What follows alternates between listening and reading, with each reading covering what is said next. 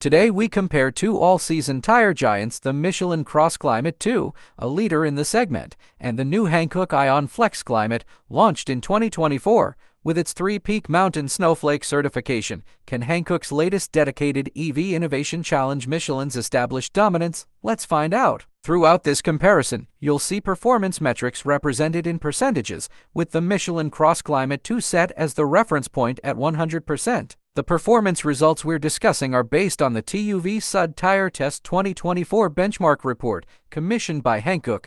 While this test provides valuable insights, keep in mind that it wasn't an independent magazine test, so the results should be interpreted with caution. Starting with wet performance, the Hankook iON FlexClimate outperforms the Michelin CrossClimate 2 by 5% in wet braking and handling, and 7% in aquaplaning resistance. If you drive in rainy conditions, Hankook takes the lead here. On snow, the Michelin CrossClimate 2 accelerates 3% faster, while Hankook brakes 1% shorter. Michelin shows slightly better handling by 1%. Overall, Michelin has a small edge in snow. Moving on to dry performance, surprisingly, both tires perform equally in dry braking, achieving the same stopping distance from 100 to 0 km/h. This is impressive for Hankook, considering the Michelin CrossClimate 2 has been a leader in dry braking for years. Now, let's look at rolling resistance, a critical factor for EV drivers focused on maximizing range and efficiency. Hankook leads here, with a B rating on the EU label compared to Michelin's C.